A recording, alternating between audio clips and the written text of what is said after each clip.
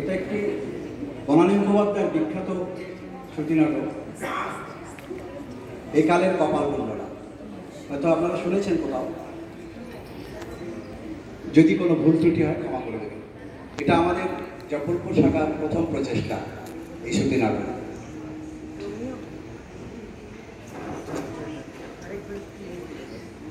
Hello hello,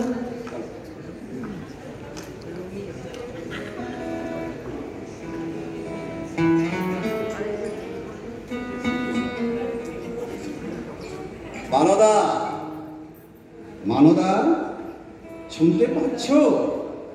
তোমার বৌদিমণিকে একবার পাঠিয়ে দাও গে মানদা। কি হলো?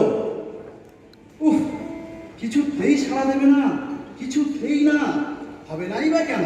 যেমন মনি তেমনি তার পেয়ারের দাসী, দুটোই হয়েছে সমান।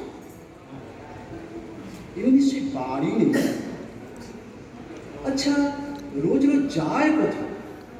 আসুক, হয় উনি থাকবেন এ বাড়িতে, না হয় আমি।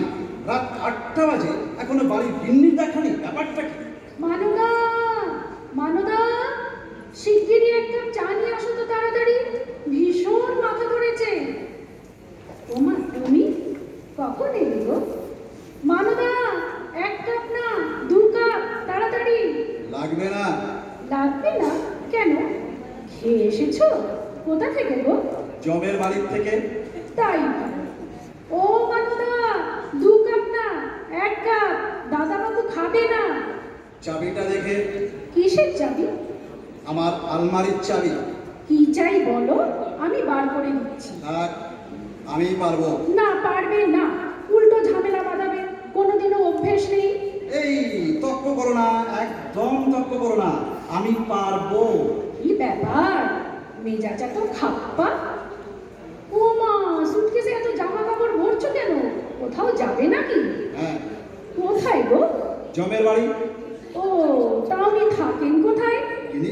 ওই মিস্টার জম। তা মানে? হ্যাঁ, তুমি এখনই বললে যে জমের বাড়ি থেকে চা খেয়ে এসেছো, তারপর সুটকেসে জামা কাপড় ভরে জমের বাড়ি যাচ্ছ। তাই জিজ্ঞেস করছি, উনি কোথায় থাকেন? চোখ করো, তোমার সঙ্গে মস্করা করবার ইচ্ছাও নেই, তাই মনে বলি। এতক্ষণ ছিলে কোথায়? সিনেমা দেখতে গেছিলাম গো। ও মা, তোমায় বলিনি বুঝি?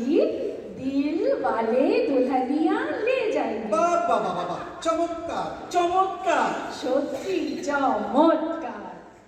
লাস্ট সিনটা যদি দেখতে গো, শাহরুখকে তো মেরে মেরে পার করে ট্রেনে তুলে দিয়েছে। ওদিকে অমরেশ পুরী কাজলকে ধরে রেখেছে, ট্রেন ছেড়ে দিচ্ছে। এই একটা হাত বাড়িয়ে, ও একটা হাত বাড়িয়ে। ওগো, তুমি দেখতে একবার। আমি তো কেঁদে কেটে অস্থির, রুমাল রুমাল ভিজে একসা। কত হলো? কি বয়স? ও মা, তুমি ভুলে গেছো? আমার 55, তোমার 60। মনে আছে? মানে তোমার কত বয়স হলো সেটা তোমার মনে আছে? ও মা, মনে থাকবে না? বলো কি? অবশ্য আমাকে সবাই বলে যে আমাকে দেখলে নাকি মনেই হয় না অত বয়স। আসলে আমার চেহারাটা একটু নরম সরম তো, তাই। তোমার তো একেবারেই উল্টো, দেখলে মনে হয় 60 না 70। এই, ঠিক আছে ঠিক আছে, অত কথার দরকার নেই, আমি চলে যাচ্ছি। সিরিয়াসলি? না মানে এই 30 বছরে তুমি অন্তত 656 বার বলেছো বাড়ি থেকে চলে যাচ্ছি, কিন্তু যাওনি। তাই জিজ্ঞেস করছি, এবার কি তুমি সিরিয়াস? হ্যাঁ হ্যাঁ, সিরিয়াস সিরিয়াস। এবার নিশ্চিন্ত তো? না না, নিশ্চিত হব কি করে? আগে তুমি যাও তো, না চালে বিশ্বাস নেই বাবা। ঠিক আছে, অত ভাবনার দরকার নেই, আমি বাড়ি ছেড়ে চলেই যাচ্ছি, একেবারেই চলে যাচ্ছি। আরে দাঁড়াও দাঁড়াও, অত তাড়া করছো কেন? একটা কথার জবাব দাও তো আগে। সবাই যখন জিজ্ঞেস করবে যে অমুক বাবু বাড়ি ছেড়ে চলে গেলেন কেন, তখন আমি কি বলবো? মানে আমি তো তোমার গৃহত্যাগের কারণ জানি নে। জানো না আবার? না, জানি নে। সব কিছুতেই শুধু জানি না জানি না, কারণ জিজ্ঞেস করছি। কারণ তো তুমি। তার মানে আমি তোমার গৃহত্যাগের কারণ? বাহ বাহ, দোষী জানিল না কি বা অপরাধ, বিচার হইয়া গেল। খবরদার। এক্সিলেন্ট, চিরদিনই নাটক করে এলো। তখনই বলেছিলাম আমি নাটকের বাড়ির মেয়ে বিয়ে করব না, খালি একটা করে, যে আমার বাবা তেমনি তার মেয়ে, দুজনই নাটকের স্টাফ। চোখ, একদম মা বাবা নিয়ে কোনো কথা হবে না। এই দেখো, নো দেখো। মা বাবা তুমি কোনো কথা। আমাকে আমাকে রাগিও না বলছি, আমাকে রাগিও না বলছি। দেখো, কেন তোমাকে রাগলে কি হবে? কুরুক্ষেত্র হবে, মনে থাকে যেন। ও, তুমি রাগলে যদি কুরুক্ষেত্র হয়, আমিও রাগলে দ্বিতীয় পানিপথ, এটা তুমিও বুঝে নিও কেমন? তোমার তো দেখছি বড্ড ভালো লেগে গেছে। আর বাড়বে নাই বা কেন? দিনের পর দিন বাড়ি বাইরে থাকা। দিনের পর দিন মানে? পর 7 দিন আমি বাড়ি ফিরে তোমায় দেখিনি। ও, আজও রাত 8টায় ফিরলে বলি এটা কি বাড়ি না ধর্মশালা? আস্তে আস্তে, অত চেঁচিও না তো। যা ষাঁড়ের মতো গলা, এক্ষুনি পাড়ার লোক জড়ো হয়ে যাবে। ফুল সজ্জার দিনে মশাই কানে কানে আমাকে বলেছিল ভালোবাসি, তোমাকে ভালোবাসি। সেটাও গরিব মনের মিষ্টির দোকান পর্যন্ত শোনা গেছিল। পরের দিন সবাই বলাবলি করছিল, আহারে ফুল সজ্জার দিনেই ছেলেটার মাথা খারাপ হয়ে গেছে, ভালোবাসি ভালোবাসি বলে চিৎকার করে মরছে। একদম কথা ঘোরাবে না বলছি। আজ পাড়ার সবাই জানুক, বাড়ির গিন্নি রাত 8টার আগে বাড়ি ঢোকে না। বারে, সে তো আজ সিনেমা হলে নবর সঙ্গে দেখা হয়ে গেছিল তাই। নবু, হ্যাঁ নব, নব। কি আবার? সেটা আবার কি? কে আবার? আমার কলেজের বন্ধু নবকুমার পুরকায়স্থ। 30 বছর পরে দেখা হলো গো। আমার উল্লু হলো গো। অমন করে বলছো কেন? একে তো আমি কষ্টের সিনেমা দেখে কেঁদে কেঁদে মরছি, হঠাৎ দেখি পাশের সিটের ছেলেটা আমার দিকে হাঁ করে তাকিয়ে আছে। ছেলেটা তোমার দিকে হাঁ করে তাকিয়ে আছে। ঠিক আছে, ছেলে না বুড়ো হলো তো, এত বিদ্রুপ করার দরকার নেই। তারপর কি হলো? মানে ওই রাত 8টা পর্যন্ত ওই ছেলেটা তোমার দিকে হাঁ করে তাকিয়ে থাকলো? আমার তাকিয়ে থাকবে কেন? ও আমার হাত চেপে ধরলো, আমি ওর হাত চেপে ধরলাম। বাবা, সে তো আরো চমৎকার চমৎকার। চমৎকার বলো? 30 বছর পর দু বন্ধুর দেখা, কথাই শেষ হচ্ছিল না, কিন্তু রাত্রির হয়ে যাচ্ছিল বলে না চলে আসতে হলো। আমার যে কি কষ্ট হচ্ছিল, কি যে কান্না পাচ্ছিল। ওই হাফ কাজ তো তোমার বন্ধু? হাত না, পুরো। হ্যাঁ, হলো পুরো। হ্যাঁ, কলেজে তো আমাদের দুজনকে সুচিত্রা উত্তম বলতো সবাই। ওকে তো অনেকটা উত্তম দেখতে, তাই। ঠিক আছে, অত কথার দরকার নেই, আমি চললাম। অত হেড়ে গলায় বলার দরকার নেই, আমি চললাম। তোমার যা আওয়াজ আমি এমনিতেই শুনতে পাবো। তখন থেকে বলে যাচ্ছ ষাঁড়ের মতো গলা, হেঁড়ে গলা। জানো, কলেজ লাইফে সবাই বলে যে আমার গলাটা নাকি সৌমিত্র চট্টোপাধ্যায়ের মতো। গলা দিয়ে কি হবে? চেহারাটা যদি ওনার মতো হতো তাহলে বুঝতাম। তোমাকে দেখলে তো মনে হয় অমরেশ পুরীর যমজ ভাই। কি পুরি? অমরেশ পুরী ভিলেনের পাঠ করে। হিন্দি সিনেমা দেখো না তো, জানবে কি করে? মুখটা দেখলে দাঁত কপাটি লেগে যায়। কি পুরি বললে? অমরেশ? ও হ্যাঁ, হিন্দি সিনেমায় ভিলেনের পাঠ করে। কি আমাকে ওই অমরেশ পুরীর মতো দেখতে? হ্যাঁ, দেখতেই তো।